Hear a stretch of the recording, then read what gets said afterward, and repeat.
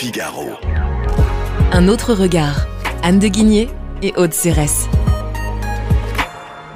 Bonjour Anne de Guigné. Bonjour Aude Cérès. Dans votre ouvrage, Ils se sont si souvent trompés, aux éditions du Rocher, vous analysez 10 erreurs économiques à travers les siècles. Nous avons vu la semaine dernière Dioclétien. Cet ouvrage nous rappelle que les phénomènes économiques que nous vivons aujourd'hui ne sont pas nouveaux. Et dans le deuxième chapitre de votre ouvrage, vous nous emmenez à Venise, au XIIIe siècle. En 1297, l'aristocratie vénitienne prend une décision qui va avoir de lourdes conséquences. Racontez-nous. Oui, déjà, il faut se mettre dans le contexte de l'époque pour bien comprendre cette décision. Donc, on est en pleine Europe médiévale, avec partout des royaumes plus ou moins puissants.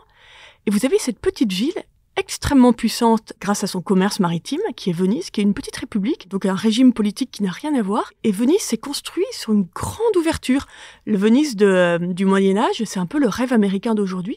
Donc, vous avez en permanence un renouvellement des élites par le commerce. Tout jeune marchand qui arrive à Venise et qui va commencer à se lancer dans le commerce des épices. Donc, ils vont aller jusqu'à Constantinople, revenir, faire les allers-retours. On connaît tous l'histoire de Marco Polo qui a été jusqu'en Chine. Et donc, toute jeune personne audacieuse, ambitieuse, qui réussit dans le commerce, monte très vite dans l'échelle sociale, se retrouve au Grand Conseil. Et donc, vous avez à l'époque quelque chose d'incroyable en Europe, qui est une ouverture complète de la société et un renouvellement des élites, à la fois économique et politique, permanent. Et comment fonctionne ce grand conseil ? Des familles entrent et d'autres sortent ? Voilà, exactement. Et justement, les grandes décisions, la fameuse serrata, la fermeture, en 1297, c'est qu'ils décident d'abord de fermer les institutions politiques pour que des familles rentrent, évidemment, comme vous disiez, Aude, d'autres doivent sortir.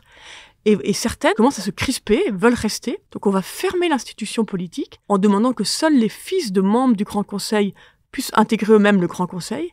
Et dans un deuxième temps, on va fermer les institutions économiques. Le commerce va être réservé aux membres des familles assimilées au Grand Conseil. Donc voilà, fermeture en 2 étapes, c'est très pensé. Donc c'est vraiment l'anti-Schumpeter, vous avez en permanence du renouvellement des structeurs. Donc là, le côté créateur s'arrête. Et Venise, peu à peu, reste évidemment une ville magnifique, une grande puissance, mais va peu à peu perdre toute son influence économique et devient le magnifique musée qu'on connaît aujourd'hui. Donc c'est très impressionnant. Vous avez cette décision de fermer. Quelle est la réaction donc des marchands, des familles entrepreneuriales, on dirait aujourd'hui ? Quelle est leur réaction ? Ils partent ailleurs, ils partent développer d'autres villes, Anvers. Ah oui, c'est très clair. C'est un peu plus tard, au XIVe siècle. Le commerce est réservé à un certain nombre de familles. Tous ceux qui ne font pas partie de ces familles n'ont plus accès en fait aux meilleures routes de Venise et ils n'ont plus accès aux bateaux de l'Arsenal. Donc ils s'en vont, donc ils vont développer en effet Anvers, qui devient une des grandes villes européennes. Et voilà, et c'est vraiment partie du déclin de Venise. Vous avez des stats incroyables qui viennent des registres de la ville. Vous aviez à un moment donné, 60% de nouvelles familles chaque année sur les inscrits de ces personnes qui partaient vers Constantinople pour le commerce.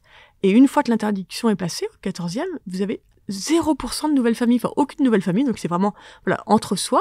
Donc les familles qui restent à Venise, ces grandes familles évidemment s'enrichissent beaucoup. D'ailleurs, pour nous les touristes, c'est merveilleux, c'est toutes les fameuses villas palladiennes qui viennent de ces familles qui sont restées, qui ont le monopole du commerce. Par contre, Venise va peu à peu se referme, donc au-delà de ces belles constructions, et les jeunes entrepreneurs partent ailleurs, ils ont compris qu'ils n'ont plus de débouchés à Venise. Est-ce qu'il y a des phénomènes comparables dans l'histoire d'autres civilisations, en Europe notamment, qui vous font penser à cette serrata ?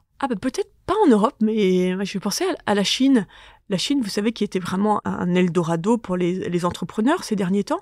Et on voit que le Parti communiste, depuis 2 ans, a un peu repris la main. Il y a eu pas mal d'histoires de patrons chinois qui tout d'un coup ont disparu, puis réapparu. Ou qui, comme par hasard, sont tombés de leur immeuble ou de leur construction. Il y a beaucoup d'histoires. Et puis vous voyez l'État chinois qui tout d'un coup prend des participations dans les entreprises. Et bien derrière, il y a cette question, est-ce que les jeunes Chinois les plus doués, les plus ambitieux, auront toujours envie de s'investir dans le capitalisme chinois, de monter leur entreprise, s'ils comprennent bien qu'au final, ce sera toujours les membres du PC qui, au dernier moment, vont récupérer la mise et les chasser. Donc peut-être que la Chine actuelle, peut-être qu'elle pourrait un petit peu ressembler à ce qu'a vécu Venise. À Venise, les palais en moins. Voilà, les palais en moins, puis voilà, il y a avec toute la prudence nécessaire entre les 2 comparaisons. Mais je pense qu'il y a un petit peu de ça. Merci Anne de Guigné. Je rappelle que votre ouvrage « Ils se sont si souvent trompés » est paru. Il est passionnant aux éditions du Rocher. Merci. À bientôt.